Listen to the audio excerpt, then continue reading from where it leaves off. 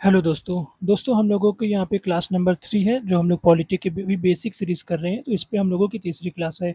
और यहाँ पर आज हम लोग क्या बात करेंगे, सुप्रीम कोर्ट की बात करेंगे। तो यहाँ पे सुप्रीम कोर्ट बहुत अच्छे से हम लोग पढ़ेंगे। देखो, मेरा मानना आप लोगों के लिए ये है कि भाई कहीं-कहीं पर आप लोग देखोगे कुछ जगह पे फालतू टाइम खींचा जाता है। भले वो टाइम फालतू पता नहीं क्यों खींचा जाता है, वॉच टाइम के लिए या जिस चीज़ के लिए मुझे नहीं पता। लेकिन मेरा मानना ये है कि जिस चीज़ को जल्दी ख़त्म किया जा सकता है, उस चीज़ को जल्दी ख़त्म करके बार-बार उस चीज़ का रिवीज़न करना चाहिए। फालतू टाइम खींचने का कोई मतलब नहीं बनता है। या तो कोर्स बनाने के लिए करे, बात अलग है। फिलहाल आज हम लोग ये सब चीज़ें छोड़ते हैं, बात करते हैं सुप्रीम कोर्ट की। तो सुप्रीम कोर्ट की यहाँ पर बात करें, उसके पहले देखो हम लोगों ने जो चुनाव आयोग की बात की थी, मैंने आप लोगों को एक काम दिया था कि यहाँ पे आप लोगों को क्या करना है, जो चुनाव आयोग है वो किस अनुच्छेद में है, वो आप लोगों को याद करना है। और उम्मीद है मैंने केवल एक ही अनुच्छेद दिया था, बाकी तो मैंने 80, 81, 93, 94 वाला और यहाँ पे 327, 328, 329 मैं कनेक्ट करके याद करवा रहा हूँ। आगे मैं डेट भी कनेक्ट करके याद करवाऊँगा क्लास में ही। तो यहाँ पे मैं जो बीच में आप लोगों को एक देता हूँ, जैसे संसद में 79 बोला था और जैसे भी पिछले क्लास में मैंने आप लोगों को चुनाव आयोग का बोला था, तो कितने लोग हैं जिन्होंने वो याद कर लिया है? अगर सच में भाई दिल से तैयारी कर रहे हो, तो वीडियो रोको या तो वीडियो चलने दो और कमेंट में जाओ और कमेंट करो कि भाई वो अनुच्छेद कौन-सा था? मैं बाद में कमेंट पढ़ूँगा, तो भाई आपके भी नाम याद होंगे, तो मुझे पता चलेगा भाई कौन सीरियस यहाँ पे तैयारी कर रहा है। तो वीडियो रोक के कमेंट करो, चुनाव आयोग किस अनुच्छेद में था? तो यहाँ पे कुछ लोगों ने कमेंट किए होंगे, तो आप लोग मैच कर लो। 324 चुनाव आयोग का यहाँ पे आप लोग अनुच्छेद था। तो जिन लोगों का सही है तो भाई मस्त आप लोगों की तैयारी चल रही है। अब चलो आगे चलते हैं, और जिन्होंने नहीं किया है भाई अब तो याद हो गया होगा, आगे रिवीजन करते रहना अपना पीछे भी। तो चलो हम लोग स्टार्ट करते हैं सुप्रीम कोर्ट ऑफ इंडिया। तो यहाँ पे देखो, स्थापना की बात करें तो 26 जनवरी 1950 को स्थापना हुई थी। क्यों? क्योंकि भाई हम लोगों का संविधान भी इसी दिन से लागू हुआ था। और यहाँ पे क्या है, 28 जनवरी 1950 को इसका उद्घाटन होता है। 28 जनवरी 1950 को सुप्रीम कोर्ट का उद्घाटन होता है। तो ये आप लोगों को याद रखना है, 2 डेट कनेक्ट करके 26 और 28। काफ़ी सारी चीज़ें हैं जो कि 26 तारीख को रहेंगी, कुछ 24 तारीख को हैं, वो सब हम लोग आगे कवर कर लेंगे, तो कन्फ्यूज़ नहीं होना है। बस अभी ये ध्यान रखना है कि 26 तारीख को स्थापना हुई थी, तो भाई 1-2 दिन बाद ओपनिंग हो गई होगी। कोई चीज़ बनेगी तभी तो ओपनिंग होगी, तो ये कनेक्ट कर लेना। 26 को तो संविधान लागू हुआ, तो उसी दिन सुप्रीम कोर्ट भी लागू हो गया, एक तरह से समझो तो स्थापना हो गई। और ठीक 1-2 दिन तो भाई लगेगा ही ना ओपनिंग की तैयारी में, तो 1 दिन छोड़ के 28 को यहाँ पे ओपनिंग कर दी गई। अब सुप्रीम कोर्ट की बात करें तो भाग 5 में है। ये याद रखना है, भाग 5 बहुत इम्पोर्टेंट है सुप्रीम कोर्ट में आप लोगों को, कि भाई भाग 5 में है। अनुच्छेद क्या है? तो 124। अब यहाँ पे आज का आप लोगों का काम है अनुच्छेद 124 याद करना, लेकिन मैं इसको आसान कर देता हूँ। देखो, सुप्रीम कोर्ट में 2 शब्द हैं। कितने शब्द हैं यहाँ पे? टोटल 2 वर्ड हैं। तो इसकी ट्रिक है अनुच्छेद याद करने की। सबसे पहले आप लोग 1 लिख लो। एक, अब 2 वर्ड हैं तो 1 का गुणा करो 2 में, तो 2 में गुणा करोगे तो आगे 2 हो गया। अब 2 का यहाँ पे गुणा करो 2 से, तो आगे 4 हो गया। मतलब 1 का गुणा करोगे 2 से तो 2 आएगा, फिर 2 का 2 में गुणा करोगे 4 आएगा। सुप्रीम कोर्ट में कितने वर्ड होते हैं? 2 होते हैं। तो ये एक छोटी-सी ट्रिक आप लोग समझ सकते हो। हालाँकि इतना आसान चीज़ है, 124 समझो, बार-बार देखते रहा करो, वो खुद ही याद हो जाएगा। बट फिर भी मैंने सोचा अगर भूल जाओ तो ये चीज़ आप लोग कर सकते हो। अब देखो, मूल संविधान में सुप्रीम कोर्ट के जो जजों की संख्या थी वो 1 + 7 = 8 थी। अब आप लोग कहोगे कि ये क्या सीन है? सबसे पहले बात आती है कि मूल संविधान क्या है? मूल संविधान वो है जो हम लोगों का 26 जनवरी 1950 को लागू हुआ था। वो सबसे पहला मेन संविधान था, मूल संविधान था। क्योंकि इसके बाद फिर अलग-अलग संविधान या फिर संशोधन भी हुए। तो जो सबसे पहले हुआ मूल संविधान था, जो सबसे पहले क्या लिखे गए थे, 1 + 7 = 8। अब टोटल देखो जज की संख्या कितनी थी? 8। अब आप लोग कहोगे कि इसको 1 + 7 क्यों लिखे हो? तो 1 क्या है यहाँ पे? वो सीजेआई है। एक चीफ जस्टिस ऑफ इंडिया कितने होते हैं? 1 होते हैं। तो ये सीजेआई है और बाकी 7 क्या है? यहाँ पे ये जज है। तो यहाँ पे पहले तो 8 थी, अब यहाँ पे टोटल संख्या कितनी है? 38 है। अब आप लोग कहोगे कि फिर कितने हो गए? सीजीआई तो आपके 1 हैं, बाकी ये 37 जज हैं, तो टोटल 38 होते हैं, ये मेन पूछता है। हालाँकि 1 + 37 पॉलिटी में आप लोग देखोगे आगे बहुत ही जगह ऐसे ही लिखा जाता है चीज़ें, 1 + 37, तो मतलब 1 का मतलब क्या है? तो सीजीआई हो गए। ये संख्या अभी अपडेट हुई है 2019 से। संख्या का देखो, अभी जो संख्या ये सब है इनका निर्धारण कौन करता है? ये बहुत इम्पोर्टेंट चीज़ आ जाती है। कि ये सब निर्धारित कौन करता है? तो संसद रहती है, संसद ही इन सब सुप्रीम कोर्ट के, हाई कोर्ट के यहाँ पे जो जज हो गए, इनकी संख्या यहाँ पे करती है। अब बात आती है कि सीजेआई जो है, चीफ जस्टिस ऑफ इंडिया, इनकी नियुक्ति कौन करता है? तो नियुक्ति कौन करेगा? भाई राष्ट्रपति करेंगे, इतना ऊँचा पद है, कौन करेगा? राष्ट्रपति ही नियुक्ति करेंगे। अन्य न्यायाधीशों की नियुक्ति कौन करेंगे? तो उनको भी राष्ट्रपति करेंगे।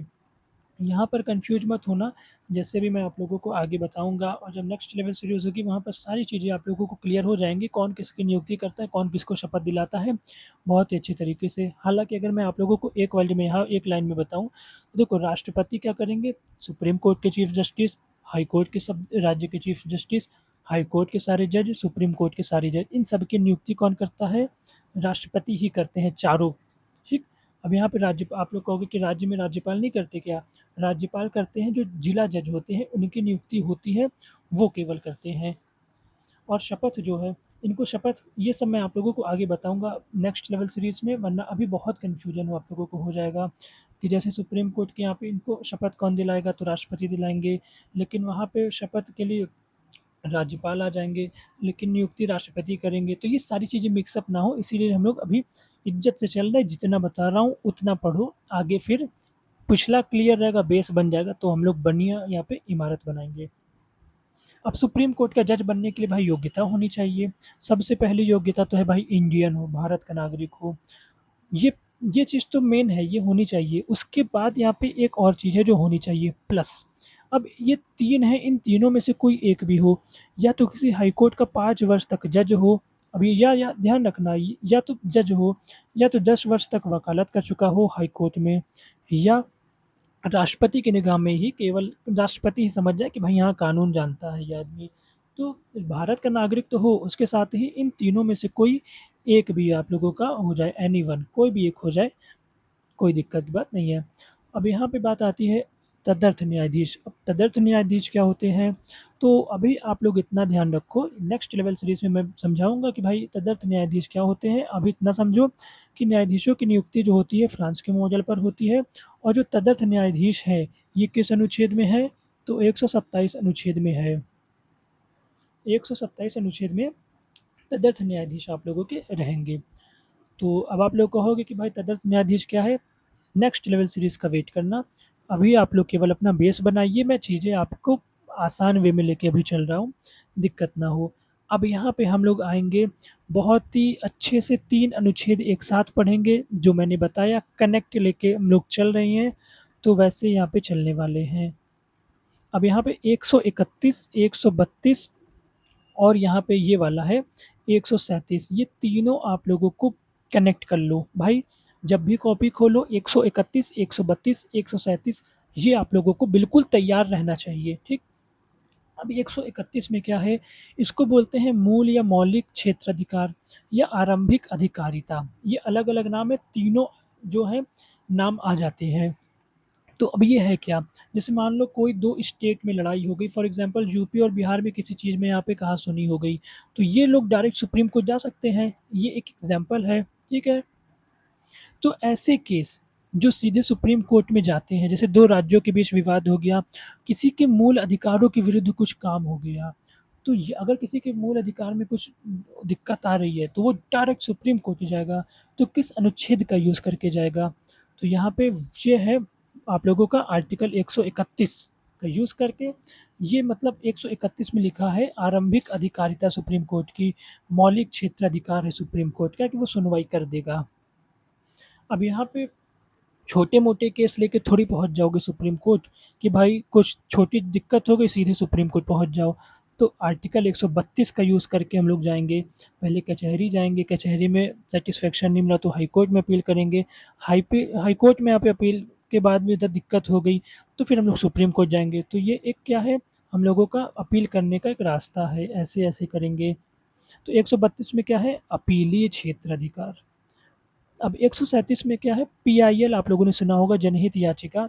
तो इसमें क्या है, ये तो एक तरह का वो है, मेन है न्याय पुनरावलोकन, ये है मेन चीज़। 137 में क्या है, न्याय पुनरावलोकन है। अब जैसे देखो भारत और अमेरिका में इस प्रणाली का उपयोग किया जाता है। सबसे पहले इस प्रणाली का प्रयोग जो था वो अमेरिका में हुआ था। इस प्रणाली के तहत न्यायपालिका विधायिका द्वारा पारित कानून की समीक्षा करती है। अब इसमें होता क्या है, जैसे मान लीजिए गवर्नमेंट ने एक नियम बना दिया, ठीक है? अब वो मुझे अच्छा नहीं लग रहा है। हालाँकि मेरे अच्छे लगने ना लगने से कुछ नहीं होता, लेकिन मैंने देखा समाज में एक बहुत बड़ा वर्ग ऐसा है जिसको इस नियम से तकलीफ़ हो सकती है। बहुत मतलब बहुत बड़ी एक जनसमूह पे कुछ नेगेटिव इम्पैक्ट पड़ सकता है। तो मैं यहाँ पे आर्टिकल 137 यहाँ पे जो पुनरावलोकन सिस्टम दे रखा है, इसको देखते हुए मैं क्या कर सकता हूँ, पीआईएल लगा सकता हूँ। अब पीआईएल कहाँ लगा सकता हूँ? हाई कोर्ट में लगा सकता हूँ आर्टिकल 226 का यूज़ करके, या सुप्रीम कोर्ट में आर्टिकल 32 का यूज़ करके, कि भाई देखिए यहाँ पे जो केंद्र सरकार ने नियम बनाया है या राज्य सरकार ने नियम बनाया है, इसमें ऐसी-ऐसी कमियाँ हैं, इससे बड़े वर्ग को दिक्कत हो सकती है। तो यहाँ पे ये है आप लोगों का 137 में न्याय पुनरावलोकन। फिर सुप्रीम कोर्ट देखेगा कि हाँ भाई दिक्कत है, स्टे लगा देगा, कहेगा केंद्र सरकार से ये चीज़ें सही करो। तो यहाँ पे क्या होता है, जो विधायिका कानून लाती है, विधायिका मैंने आप लोगों को पिछली क्लास में बताया ना, जो संसद हो गई, आप लोगों की विधानमंडल हो गया, ये सब नियम बनाते हैं। तो इन ये लोग जो कानून बनाते हैं फिर न्यायालय इनकी क्या करता है, समीक्षा करता है। या फिर यहाँ पे ये आप लोगों ने समझ लिया। अब आर्टिकल 143 समझ लो। तो इसको मैं पहले इरेज़ करता हूँ, फिर मैं बताता हूँ। आर्टिकल 143 में हम लोगों का क्या है, आर्टिकल 143 के अनुसार सुप्रीम कोर्ट को सलाहकारी शक्तियाँ प्राप्त हैं, ठीक? 143 में क्या है, सीधे याद रखना है, सलाहकारी शक्तियाँ प्राप्त हैं। कनाडा से लिए गए ये जो शक्तियाँ हैं, सलाहकारी शक्तियाँ, ये कनाडा देश से हम लोगों ने ली है। अलग-अलग देश से अलग चीज़ें ली गई हैं, ये हम लोग इकट्ठा एक जगह पढ़ भी लेंगे, लेकिन बीच-बीच में जो आ रहा है उसको छोड़ना मत, याद करते चलना। फिर जब लास्ट में समझाऊँगा, 1-2 पेज का ही कंटेंट है वो, तो आप लोग कहोगे अरे! सब तो आता ही है। अगर लेकिन अभी छोड़ दिए हैं, तो बाद में फिर आप लोगों को इकट्ठा याद करने में दिक्कत होगी। लेकिन हाँ, सलाहकारी शक्तियाँ हैं, तो यहाँ पे क्या है देखो, 141 भी एक अनुच्छेद है, 141 141 में क्या है, अनुच्छेद 141 के तहत सुप्रीम कोर्ट के द्वारा घोषित कानून सभी न्यायालयों पर बाध्यकारी है। सुप्रीम कोर्ट ने अगर कुछ भी कह दिया तो वो सारे न्यायालय में एकदम समझ लो कि 141 है आप लोगों का। फिर 1v1 नहीं कर सकते हो कि आप लोग सोचो कि इसमें 1 वर्सेस 1 कर लोगे, कहीं कुछ फाइट कर लोगे, नहीं भाई। ये एक तरह की ट्रिक है, समझ लो। तो 141 का यूज़ करके मतलब जो सुप्रीम कोर्ट ने कुछ भी यहाँ पे बोल दिया है, तो वो सभी न्यायालय पर बाध्यकारी होगा। अब यहाँ पे जैसे ऊपर हम लोगों ने पढ़ा था 143 में सलाहकारी शक्तियाँ, तो यहाँ पे क्या है, सुप्रीम कोर्ट क्या कर सकता है, राष्ट्रपति को सलाह दे सकता है। अब सुप्रीम कोर्ट राष्ट्रपति को जवाब दे या नहीं दे, अच्छा ये यहाँ पे ये है कि राष्ट्रपति क्या है, इनसे मतलब सलाह-मशवरा ले सकते हैं एक-दूसरे से। अब यहाँ पे क्या है, राष्ट्रपति क्या कर सकते हैं, सुप्रीम कोर्ट से भाई कोई दिक्कत आ गई तो सुप्रीम कोर्ट के जज से या वहाँ सुप्रीम कोर्ट के पास जाके बोलेंगे कि भाई मुझे इस चीज़ पे सलाह चाहिए। तो सलाह दे सकता है 143 अनुच्छेद का यूज़ करके, लेकिन सुप्रीम कोर्ट राष्ट्रपति को जवाब दे या दे ना दे वो उनकी मर्ज़ी है, बाध्यकारी नहीं है। सलाहकारी परामर्श ये जो है, इसके तहत राष्ट्रपति सुप्रीम कोर्ट के चीफ जस्टिस से परामर्श ले सकते हैं। सलाह लेना या देना दोनों स्वैच्छिक है। 140 में क्या है, सुप्रीम कोर्ट की पूरक शक्तियाँ हैं, सहायक शक्तियाँ हैं 140 में, लेकिन मेन है ये जो पूरक शक्तियाँ हैं, कुछ शक्तियाँ ऐसे बाकी रह गई, बच गई, तो कॉम्प्लीमेंट्री पावर्स यहाँ पे आ जाती हैं। हालाँकि उतना इम्पोर्टेंट नहीं है, इसीलिए मैं इसको याद करने को नहीं बोल रहा हूँ। हाँ, 141 वो इम्पोर्टेंट है। देखो भारत में जो न्यायपालिका है वो स्वतंत्र है। हाई कोर्ट और सुप्रीम कोर्ट में जजों की नियुक्ति जो है वो किस व्यवस्था के आधार पर होती है? क्या इनका चुनाव होता है? क्या कैसे होता है? तो ये कॉलेजियम व्यवस्था के तहत होती है। कॉलेजियम व्यवस्था में न्यूनतम कितने 4 सदस्य होते हैं। संविधान की अब देखो ये अलग चीज़ है, ठीक? ये मैंने आप लोगों को बताया ना, तो पहली बात तो भारत में न्यायपालिका क्या है? स्वतंत्र है। हाई कोर्ट और सुप्रीम कोर्ट में जजों की संख्या कैसे, मतलब जो जजों की नियुक्ति है वो कॉलेजियम व्यवस्था के आधार पर होती है। कॉलेजियम व्यवस्था फ्रांस से ली गई है। संविधान की व्याख्या, जैसे अब हमको संविधान की व्याख्या चाहिए कहीं से, तो कोई ऐसे नॉर्मल इंसान नहीं कर सकता। संविधान की व्याख्या कौन करेगा भाई? सुप्रीम कोर्ट ही करेगा। सुप्रीम कोर्ट को ही अधिकार है। अब सुप्रीम कोर्ट के भी एक जज नहीं करेंगे, कम से कम 5 जज होने चाहिए, मैक्सिमम चाहे जितने हों लेकिन मिनिमम 5 जज बैठेंगे संविधान पीठ में, तभी वहाँ पे संविधान की व्याख्या की जाएगी। जैसे कहीं अगर किसी को मिसअंडरस्टैंडिंग हो गई सरकार को कहीं नियम बनाने में, तो वहाँ पर फिर सुप्रीम कोर्ट ही करेगा, मिनिमम 5 जज ये पूछता है। अब देखो सुप्रीम कोर्ट में कुछ जब सुप्रीम कोर्ट बना है तो भाई पहले कोई जज बना होगा, कोई पहली महिला जज बनी होंगी, ऐसा कुछ होगा। तो सुप्रीम कोर्ट के पहले भारतीय चीफ जस्टिस कौन थे? तो हीरालाल जे कानिया। सुप्रीम कोर्ट का सबसे लंबा कार्यकाल तो वाईवी चंद्रचूड़ जी। सुप्रीम कोर्ट की पहली महिला जज। देखो ये क्या है, चीफ जस्टिस है, लेकिन ये क्या है, केवल एक जज हैं, फातिमा बीबी। क्योंकि अभी तक यहाँ पे कोई भी जो फीमेल है वो सुप्रीम कोर्ट की चीफ जस्टिस नहीं बनी है। हालाँकि अभी आप लोग देखोगे 1-2 साल में एक पहली महिला चीफ जस्टिस बनने वाली है। उनका नाम आप लोगों को पता हो तो कमेंट करके बताना, मुझे काफ़ी ज़्यादा खुशी मिलेगी। तो यहाँ पर ये हम लोगों ने पढ़ लिया। अब देखो 129 ये तगड़ा है। 129 आप लोगों को बिल्कुल तैयार होना चाहिए। ये वाला आप लोगों को एकदम याद करना है। ये तो भाई मैं नहीं याद कराऊँगा, इतना डरावना मुझे देखने के लिए मिल रहा है 129 भाई। सुप्रीम कोर्ट इसमें भाई डराता है सभी को। इसके अंतर्गत क्या है, 129 के तहत सुप्रीम कोर्ट एक अभिलेख न्यायालय है।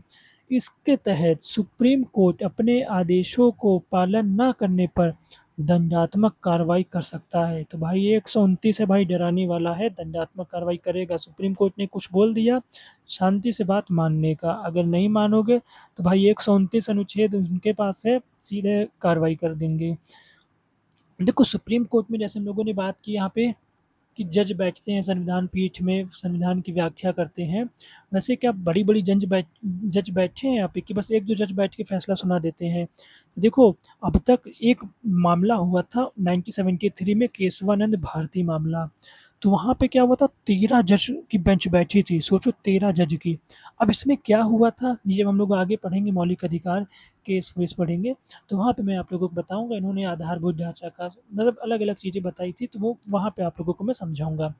अब तक सबसे जो बड़ी बेंच है इसी मामले में बनी है 1973 में 13 जजों की। दूसरी कब बनी थी तो देखो 1967 में, इसी के 6-7 साल पहले बनी थी, तो वो 11 जज की बनी थी। ये कौन-सा मामला था? तो ये गोलकनाथ था।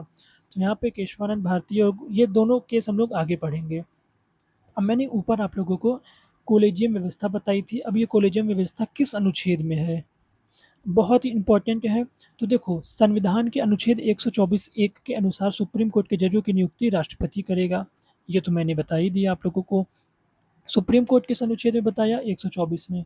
तो सुप्रीम कोर्ट में यहाँ पे आप लोग जोड़ दोगे 1, तो ये क्लॉज़ वाले भी आर्टिकल कुछ-कुछ आते हैं। तो 124 के क्लॉज़ 1 में आप लोग आ जाओगे, तो यहाँ पे कॉलेजियम व्यवस्था दे रखी है। कॉलेजियम में न्यूनतम 4 सदस्य होने चाहिए। मतलब इसमें होता क्या है, 4 लोग होते हैं और एक टाइप का ऐसे पेपर मान लो पैनल बनता है। जैसे आपका नाम हो गया ए, बी, सी, डी, ठीक है? ये प्रायोरिटी रहती है कि भाई इनको चीफ जस्टिस बनाना है, इनको जज बनाना है, इनको जज बनाना है, इनको जज बनाना है। अभी 4 लोग रहते हैं, यही डिसाइड करेंगे टिक करना है कि क्रॉस करना है। तो ये क्या होती है, एक तरह का पैनल रहता है। तो कौन-कौन रहते हैं वो 4 लोग? तो यहाँ पे देखो सबसे पहले सुप्रीम कोर्ट के चीफ जस्टिस रहेंगे, वो अध्यक्ष ही रहेंगे इस पूरे कॉलेजियम के। 2 सदस्य रहेंगे, सुप्रीम कोर्ट के जज रहेंगे और एक हाई कोर्ट, किसी भी हाई कोर्ट के जैसे कोई सबसे जो सीनियर जो आप लोगों को मिल गए, किसी भी हाई कोर्ट के जो सबसे सीनियर वहाँ के जो किसी भी राज्य के चीफ जस्टिस मिल गए, हाई कोर्ट के भी चीफ जस्टिस ही लेंगे, तो एक ये ले लेंगे। तो ये है फिर हम लोगों की कॉलेजियम व्यवस्था। अब यहाँ पे देखिए आर्टिकल 125 में क्या है, तो जजों की वेतन की बात की गई है, आर्टिकल 125 में। तो ये आप लोगों को याद करना पड़ेगा, जजों के वेतन 125 में है। 130 में आप लोगों को केवल पीठ से संबंधित याद करना है, भारत के सर्वोच्च न्यायालय के सीट या पीठ से संबंधित। तो पीठ या सीट बोले तो 130 बिल्कुल आप लोगों को समझ के याद कर लेना है। अब आर्टिकल 134 देखो, आपराधिक मामलों में अब ये दोनों उतने इम्पोर्टेंट नहीं है, हालाँकि एक बार थोड़ा-सा सरसरी निगाहें मार लेना, कभी-कभी पूछ भी लेता है। अब 134 में क्या है, आपराधिक मामलों में उच्चतम, अब देखो कभी-कभी मैं दिखाऊँगा उच्च न्यायालय। उच्च न्यायालय क्या है? ये आप लोगों का हाई कोर्ट है और कभी-कभी मैं क्या करूँगा यहाँ पे आप लोगों को उच्चतम न्यायालय बोलूँगा, उच्चतम। तो ये क्या है? Supreme court. तो ये कन्फ्यूज़ मत होना। अगर देखो बड़ा है यहाँ पे, बड़ा वर्ल्ड हो गया तो हाई सुप्रीम कोर्ट हो गया, सुप्रीम कोर्ट बड़ा है, उससे छोटा हो गया तो हाई कोर्ट। तो 134 अनुच्छेद में क्या है, आपराधिक मामलों में उच्चतम यानी सुप्रीम कोर्ट, न्यायालय की अपीली अधिकारिता, आपराधिक मामलों में यहाँ पे क्या है अपील की जा सकती है। जैसे मैंने बताया ना कचहरी, हाई कोर्ट फिर उसके बाद सुप्रीम कोर्ट। 136 में क्या है किसी भी हाई कोर्ट या जो अलग-अलग न्यायाधिकरण होते हैं से सुप्रीम कोर्ट में अपील की अनुमति है। कोई आप लोग सैटिस्फाई नहीं हो तो आप लोग वहाँ फिर सुप्रीम कोर्ट में आप लोग अलग ऊपर यहाँ पे क्या कर सकते हो अपील कर सकते हो। जैसे मैं आप लोगों को बताता हूँ, जैसे देखो आप लोगों का क्या है सबसे ऊपर सुप्रीम कोर्ट है, सुप्रीम कोर्ट के नीचे क्या है हाई कोर्ट है। अब हाई कोर्ट के नीचे आप लोगों के क्या होंगे, तो देखो यहाँ पे कचहरी भी होती है, आप लोगों के डिस्ट्रिक्ट जज भी होते हैं, डिस्ट्रिक्ट जो जिला न्यायालय होते हैं वो सब आप लोगों के होते हैं। कुछ यहाँ पे न्यायाधिकरण भी होते हैं, जैसे जल से विवाद होता है नदी से रिलेटेड तो उनका एक अलग से न्यायाधिकरण है, पॉल्यूशन से रिलेटेड है तो उनका एक अलग न्यायाधिकरण है, राष्ट्रीय हरित प्राधिकरण प्राधिकरण आप लोग सुने होंगे, तो वहाँ भी सुनवाई होती है। जैसे कोई प्राधिकरण से सैटिस्फाइड नहीं है तो फिर वो लोग हाई कोर्ट जाते हैं, हाई कोर्ट में नहीं फिर सुप्रीम कोर्ट जाते हैं। तभी मैंने आप लोगों के लिए यहाँ पे लिखा था। जैसे नीचे आते हैं, मैं ऊपर हाँ, 136 मैंने बताया था, किसी भी हाई कोर्ट या न्यायाधिकरण ये दोनों यहीं पर हैं, किसी भी हाई कोर्ट या न्यायाधिकरण से सुप्रीम कोर्ट में अपील की अनुमति है और आपराधिक मामलों में भी अनुमति है, नीचे से ऊपर तक जाने की 134 में। तो ये हम लोगों का सुप्रीम कोर्ट है, मैक्सिमम चीज़ें कवर हो गई हैं। अब हम लोग अगली यहाँ पे जो क्लास रहेगी इस पे हम लोगों का आप लोगों ने देख ही लिया होगा हाई कोर्ट, तो हाई कोर्ट पढ़ेंगे, हाई कोर्ट ज़्यादा नहीं है, 1 डेढ़ पेज का होगा ही मुश्किल से, इसको हम लोग नेक्स्ट क्लास में करेंगे। I hope supreme court clear हो गया होगा। और भाई जो अनुच्छेद मैंने 124 बताया उसको याद कर लेना और 130 वाला ये ज़रूर याद कर लेना। ये दोनों उतने इम्पोर्टेंट नहीं है बट एक बार देख लेना। मिलते हैं फिर नेक्स्ट वीडियो पर। Bye bye, take care.